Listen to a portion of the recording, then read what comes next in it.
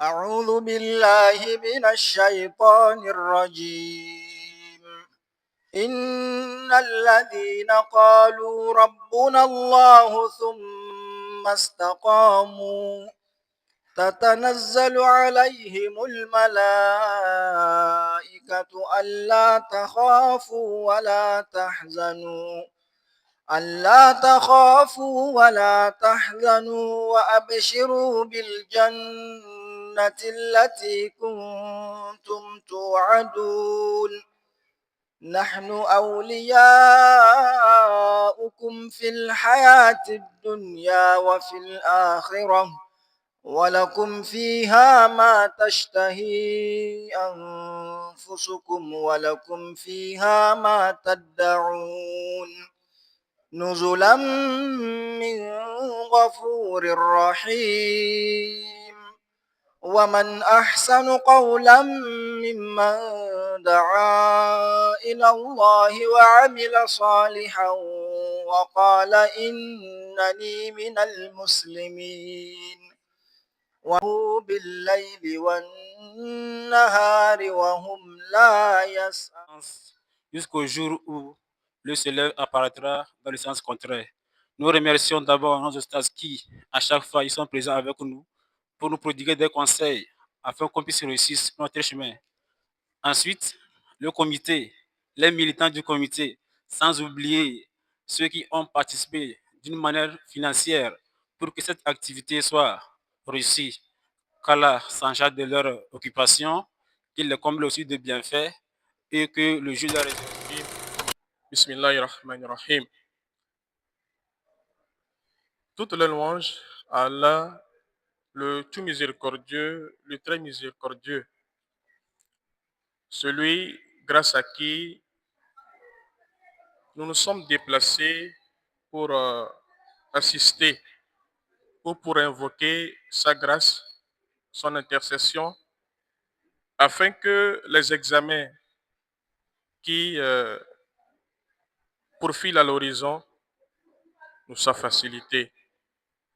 Louange à lui, nous attestons qu'il n'y a nulle divinité digne d'être adorée sauf l'infiniment grand Allah, et que nous attestons aussi que son bien-aimé, le sceau des prophètes, Nabi Muhammad, sallallahu alayhi wa sallam, est son messager.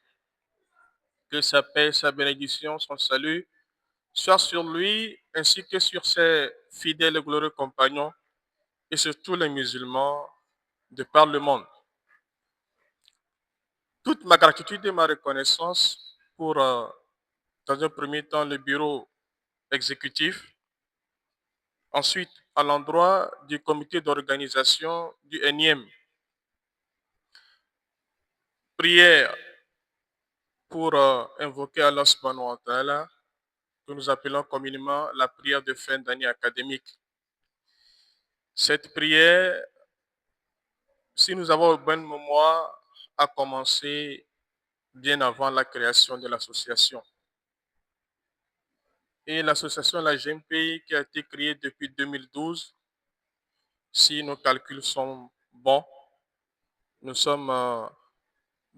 rentrons bientôt dans notre 14e année, bientôt décembre 2026. Nous rentrons dans la 14e année de la mise en place de notre chère association.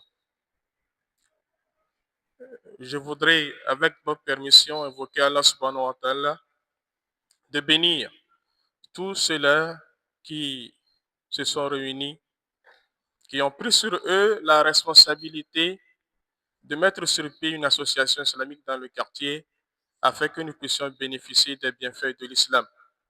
Puisse Allah les récompenser de la plus belle des manières. Chers frères, chères sœurs, qu'il me soit permis de vous adresser toutes mes salutations, celles qui nous permettent de tisser des relations, celles grâce à qui nous nous retrouvions pour que nous nous adressions la parole qui nous permettent d'avoir un cœur assez pur, qui est Assalamu alaikum wa rahmatullahi wa barakatuh. Alors, je réponds au nom du frère Jamiou Abdourachid. Je suis le conseiller du bureau du conseil de la jeunesse mobilisée de l'islam et également enseignant. Vous savez, avant que nous mettions en place la prière de fin d'année académique, nous faisons d'abord une prière de début d'année. Quand il y a un début, il y a aussi une fin. Et nous ne dérobons pas la règle. Cette prière de début d'année académique a été déjà faite.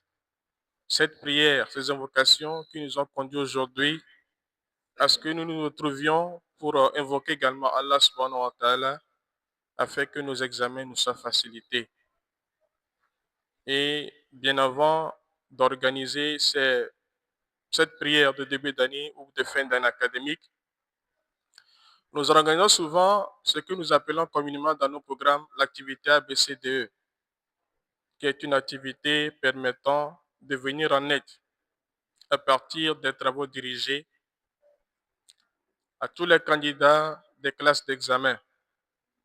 Il y a de cela 4 ans ou 5 ans, si je ne me trompe pas, cette activité a été interrompue à raison d'un certain nombre de dysfonctionnements.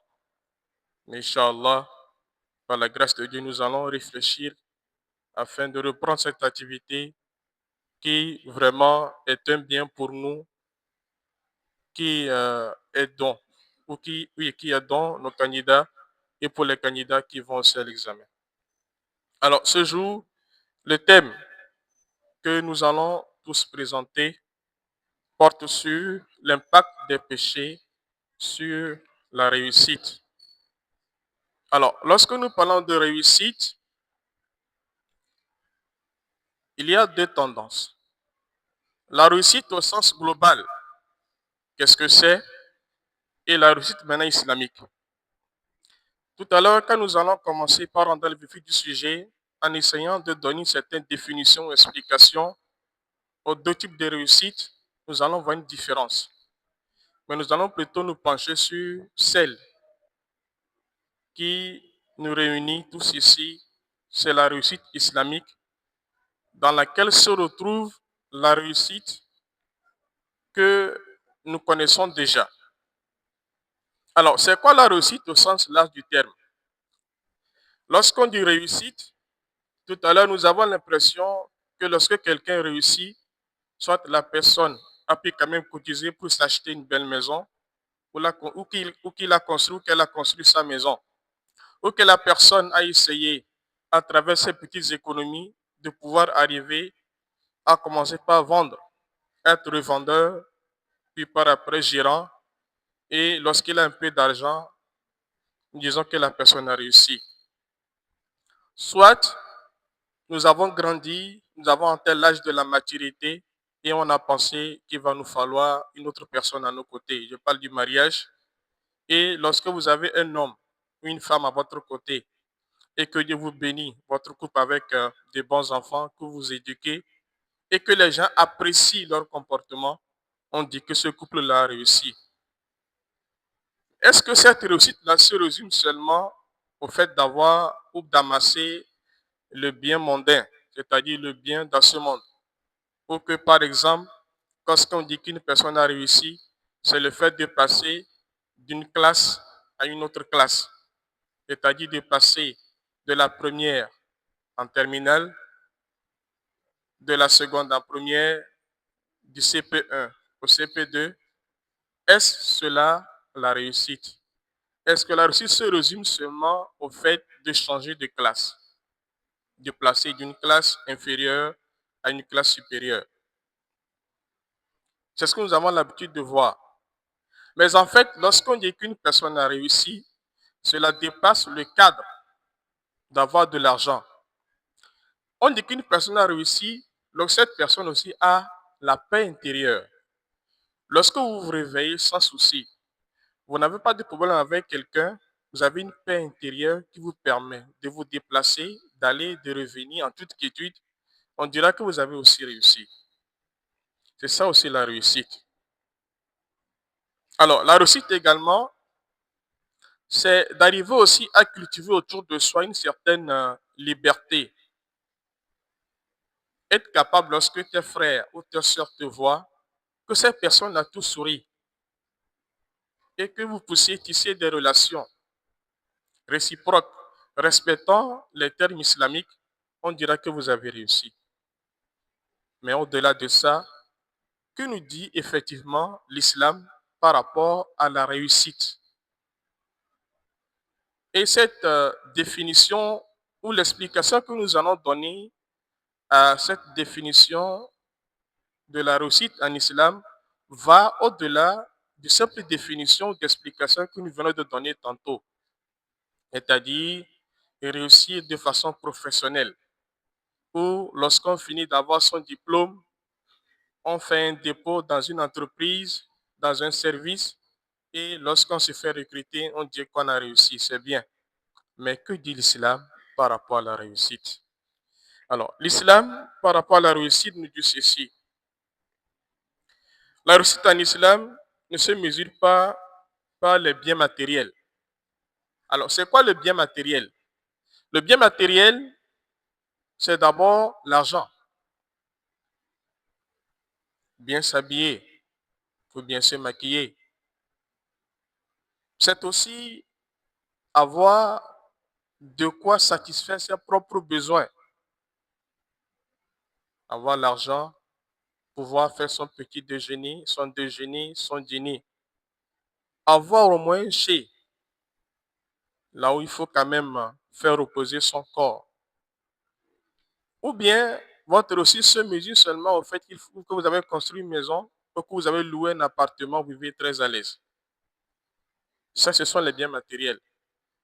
Donc, en islam, la réussite ne se mesure pas seulement aux biens matériels. Ou le statut social, c'est-à-dire avoir les moyens, être riche ou carrément être bien respecté dans la société, être peut-être désigné comme responsable d'une structure, être chef ou roi, etc. C'est au-delà de ça. La réussite en islam, c'est lorsque le fidèle a l'agrément d'Allah subhanahu wa ta'ala.